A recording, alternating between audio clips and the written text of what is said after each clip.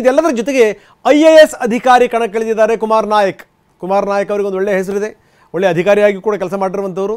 ಅವರು ಈಗ ಕಣಕ್ಕಿಳಿದಿರುವಂಥದ್ದು ರಾಯಚೂರಿನಿಂದ ಕುಮಾರ್ ನಾಯಕ್ ಅದೃಷ್ಟ ಪರೀಕ್ಷೆಗಳಿದ್ದಾರೆ.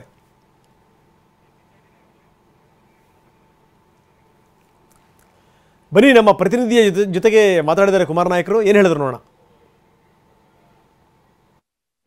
IAS ಅಧಿಕಾರಿ ಆಗಿದ್ದಂಥವ್ರು ಈಗ ರಾಜಕೀಯಕ್ಕೆ ಬರ್ತಿದ್ರಿ, ಏನು ಅನ್ನಿಸ್ತಾ ಇದೆ ಅನ್ನೋಂಥದ್ದು?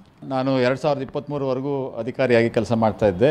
ತದನಂತರ ಈ ಒಂದು ಲೋಕಸಭಾ ಚುನಾವಣೆ ಬಂದಿರುವಂಥದ್ದನ್ನು ಗಮನಿಸಿಕೊಂಡು ಈ ಒಂದು ಸಾರ್ವಜನಿಕ ಕೆಲಸವನ್ನು ಮತ್ತು ಅಭಿವೃದ್ಧಿ ಕೆಲಸಗಳನ್ನ ಮುಂದುವರಿಸುವಂಥ ಒಂದು ಅವಕಾಶವನ್ನು ನಾನು ಇದರಲ್ಲಿ ಕಂಡುಕೊಂಡಿದ್ದೇನೆ. ರಾಯಚೂರಿಗೆ ನನಗೆ ಬಹಳ ವರ್ಷಗಳಿಂದ ಅವಿನಾಭಾವ ಒಂದು ಸಂಬಂಧ ಇದೆ. ಇಲ್ಲಿ ನಾನು ಜಿಲ್ಲಾಧಿಕಾರಿಯಾಗಿ 3 ವರ್ಷಗಳ ಕಾಲ ಸುದೀರ್ಘವಾಗಿ ಕೆಲಸ ಮಾಡಿರುವಂಥದ್ದು. ತದನಂತರ ಸುಮಾರು 15 ವರ್ಷಗಳಿಗೂ ಹೆಚ್ಚು ಕಾಲ ಇಲ್ಲಿಯ ಇನ್ಚಾರ್ಜ್ ಸೆಕ್ರೆಟರಿಯಾಗಿ ನಾನು ಪ್ರತಿ ತಿಂಗಳು ಇಲ್ಲಿ ಬಂದು ಕೆಲಸ ಕಾರ್ಯಗಳನ್ನ ಪರಿಶೀಲನೆ ಮಾಡಿ ಹೋಗ್ತಾ ಇರುವಂಥದ್ದು. ಮತ್ತು ಇಲ್ಲಿ ಏನು ರಾಯಚೂರು ಮತ್ತು ನಮ್ಮ ಯಾದಗಿರಿ ಜಿಲ್ಲೆಗಳಿದ್ದಾವೆ, ಅದು ಆಸ್ಪಿರೇಷನಲ್ ಡಿಸ್ಟ್ರಿಕ್ಟ್ಸ್ ಅಂತ ಕೂಡ ಆಗಿರೋದ ನಂತರ ವಿಶೇಷವಾದಂಥ ಗಮನವನ್ನು. ನಿಮ್ಮ ಉಬ್ಬಿದ ರಕ್ತನಾಳಗಳ ಸಮಸ್ಯೆಗೆ ಎವಿಸ್ ಆಸ್ಪತ್ರೆಯಲ್ಲಿ ಕೇವಲ 30 ನಿಮಿಷದ ಲೇಸರ್ ಚಿಕಿತ್ಸೆಯೊಂದಿಗೆ ಮುಕ್ತಿ ಹೊಂದಬಹುದು. ಹೆಚ್ಚಿನ ವಿವರಗಳಿಗಾಗಿ ಸಂಪರ್ಕಿಸಿ 8088837300. ಕೊಡ್ತಾ ಈ ಭಾಗವನ್ನು ಗಮನಿಸ್ತಾ ಇರೋದ್ರಿಂದ ಇಲ್ಲಿ ನನಗೆ ಕೆಲಸ ಮಾಡಲಿಕ್ಕೆ ಹೆಚ್ಚಿನ ಅವಕಾಶ ಇದೆ ಅಂತ ಹೇಳಿ ನಾನು ಭಾವಿಸ್ಕೊಂಡಿದ್ದೇನೆ. ಸರಿ, ಈಗ ಪಕ್ಷ ಆಯ್ಕೆ ಅನ್ನುವಂಥ ವಿಚಾರ ಬಂದರೆ ಕಾಂಗ್ರೆಸ್ ಪಕ್ಷವನ್ನು ಯಾಕೆ ಆಯ್ಕೆ ಮಾಡ್ಕೊಂಡ್ರಿ ಅನ್ನುವಂಥ ವಿಚಾರ ಸರ್? ನಾವು ರಾಜಕೀಯದಲ್ಲಿ ಕೆಲಸ ಮಾಡಬೇಕಾದ್ರೆ ಇವತ್ತಿನ ದಿವಸ ಒಬ್ಬನೇ ಆಗಿ ಮಾಡಲಿಕ್ಕೆ ಸಾಧ್ಯವಾಗೋದಿಲ್ಲ. ಒಂದು ರಾಜಕೀಯ ಪಕ್ಷದ ಒಂದು ಬೆಂಬಲ ಬೇಕಾಗುತ್ತೆ ಮತ್ತು ಅದರ ಅಭ್ಯರ್ಥಿಯಾಗಿಯೇ ನಾವು ಕಣಕ್ಕೆ ಇಳಿಬೇಕಾಗುತ್ತೆ. ಆ ಸಂದರ್ಭದಲ್ಲಿ 2 ರಾಷ್ಟ್ರೀಯ ಪಕ್ಷಗಳು ನಮ್ಮ ಕಣ್ಮುಂದೆ ಇದ್ದಾವೆ. ನಮ್ಮ ರಾಜ್ಯದಲ್ಲಿ ವಿಶಿಷ್ಟವಾದಂಥ ಕೆಲಸವನ್ನು ಮಾಡ್ತಾ ದಿಟ್ಟವಾದಂಥ ಒಂದು ಸರ್ಕಾರ ದೃಢ ನಿಶ್ಚಯದಿಂದ ತಾವು ಮಾಡಿದಂಥ ಎಲ್ಲ ಒಂದು ಪ್ರಾಮಿಸ್ಗಳನ್ನ ಏನು ಜನಕ್ಕೇನು ಮಾತು ಕೊಟ್ಟಿದ್ದರು ಅದನ್ನು ಎಲ್ಲವನ್ನೂ ಅನುಷ್ಠಾನ ಮಾಡ್ತಾ ಇರುವಂಥ ಒಂದು ಬಲವಾದಂಥ ಸರ್ಕಾರ ಇರೋದನ್ನು ನಾವು ನೋಡ್ತಾ ಇರ್ತೀವಿ. ಅದರ ಏನು ಕಾರ್ಯಕ್ರಮಗಳು ನನಗೆ ಇಷ್ಟ ಆಗಿದೆ. ಆದ್ದರಿಂದ ನಾನು ಕಾಂಗ್ರೆಸ್ ಪಕ್ಷದ ವತಿಯಿಂದ ಅಭ್ಯರ್ಥಿಯಾಗಿ ಕಣಕ್ಕೆ ಇಳಿದು ನಾನು ಸೇವೆ ಮಾಡಬೇಕು ಅಂತ ಹೇಳಿ ನಾನು ಬಯಸ್ತಾ ಇದ್ದೇನೆ. ವೃತ್ತಿಪರ ರಾಜಕಾರಣಿ ನೋಡುವಂಥದ್ದಕ್ಕೂ ಮತ್ತೊಬ್ಬ ಅಧಿಕಾರಿಯನ್ನು ನೋಡೋದಂಥದ್ದಕ್ಕೂ ಜನರು ನಿಮ್ಮನ್ನ ಎಕ್ಸೆಪ್ಟ್ ಮಾಡ್ತಾರೆ ಅನ್ನುವಂಥದ್ದು ಇದು ಮುಂದಿನ ಕೆಲವೇ ದಿವಸಗಳಲ್ಲಿ ಗೊತ್ತಾಗುತ್ತೆ. ನಾನಂತೂ ಇದರಲ್ಲಿ ಯಾವುದೇ ಒಂದು ಬಿಡೆ ಇಲ್ಲದೇ, ಯಾವುದೇ ಒಂದು ಚಳಿ ಅಥವಾ ಸಂಕೋಚ ಇಲ್ಲದೇ ಇದಕ್ಕೆ ಕಣಕ್ಕೆ ಇಳಿದಿರುವಂಥದ್ದು.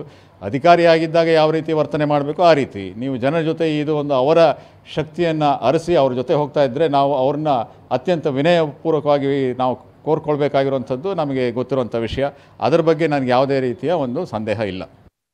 ಇದು ಕುಮಾರ್ ನಾಯಕರ ಮಾತು. ಕುಮಾರ್ ನಾಯಕರನ್ನ ಇಲ್ಲಿ ತನಕ ನಾವು IAS ಅಧಿಕಾರಿಯಾಗಿ ನೋಡಿದ್ವಿ, ಇನ್ನು ರಾಜಕಾರಣಿಯಾಗಿ ನೋಡ್ತಾ ಇದ್ವಿ. ಜೊತೆಗೆ ಅವರು ಮಾತಾಡಿದ್ದು ಕೂಡ ಇದೆಯಲ್ಲ, ನನಗೆ ಯಾವುದೂ ಬಿಡೆ ಇಲ್ಲ, ನನಗೆ ಯಾವುದೂ ಸಂಕೋಚ ಈ ಚಳಿ ಅನ್ನುವಂಥದ್ದಿಲ್ಲ, ನಾನು ಕೆಲಸ ಮಾಡ್ತೀನಿ. ಅಧಿಕಾರಿಯಾಗಿ ಕೆಲಸ ಮಾಡಿದೆ, ಇನ್ನು ರಾಜಕಾರಣಿ ಆದಂಥ ಸಂದರ್ಭದಲ್ಲಿ ರಾಜಕಾರಣಿಯಾಗಿ ನಾನು ಕೆಲಸ ಮಾಡ್ತೀನಿ ಅಂತ.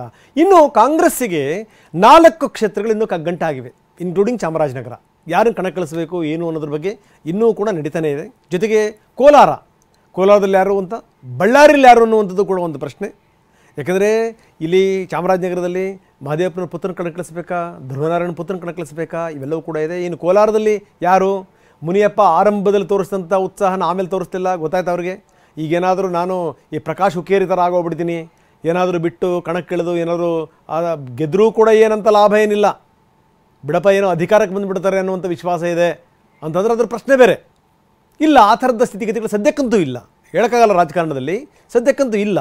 ಇಂಥ ಸಂದರ್ಭದಲ್ಲಿ ಏನು ಈ ರಾಜಕೀಯ ಬದುಕಿನ ಮುಸ್ಸಂಜೆಯಲ್ಲಿರುವಂಥ ಮುನಿಯಪ್ಪನವರು ಆ ರೀತಿ ತಪ್ಪುಗಳನ್ನ ಯಾಕೆ ಮಾಡೋಕ್ಕೆ ಹೋಗ್ತಾರೆ ಹೇಳಿ ಕೇಳಿ.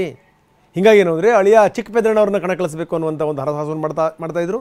ಆದರೆ ಎಲ್ಲ ಹನುಮಂತಯ್ಯ ಎಂಟ್ರಿ ಕೊಟ್ಟರು, ನಾನು ರಾಜ್ಯಸಭಾ ಮೆಂಬರ್ ಆಗಿದ್ದಂಥವನು, ನನಗೆ ಅನುಭವ ಇದೆ, ಹೀಗಾಗಿ ನನಗೇ ಟಿಕೆಟ್ ಕೊಡಿ, ಮುನಿಯಪ್ಪನವ್ರು ಸಿಕ್ಕರೆ ನಮ್ಮದು ಅಭ್ಯಂತರ ಇಲ್ಲ. ಆದರೆ ಮುನಿಯಪ್ಪನವ್ರು ಕನ್ಸಿಡರ್ ಮಾಡಲಿಲ್ಲ ಅಂತಂತಂದರೆ ಚಿಕ್ಕಪೆದ್ದಣ್ಣಂಗೆ ಯಾಕೆ, ಅಳಿಯಂಗೆ ನನಗೇ ಕೊಡಿ ಅಂತ ಕೇಳ್ತಾ ಇದ್ದಾರೆ ಹನುಮಂತಯ್ಯ. ನೋಡ್ಬೇಕೇನಾಗುತ್ತೆ ಅಂತ. ಸುನಿಲ್ ಬೋಸ್ ಅವ್ರನ್ನ ಕಣಕ್ಕಿಳಿಸ್ತಾರಾ ಅಥವಾ ಧ್ರುವನಾರಾಯಣ ಅವರ ಪುತ್ರನನ್ನು ಕಣಕ್ಕಿಳಿಸ್ತಾರಾ ಚಾಮರಾಜನಗರದಿಂದ ಅನ್ನುವಂಥದ್ದು ಇನ್ನೂ ಕೂಡ ನಡೀತಾನೆ ಇದೆ.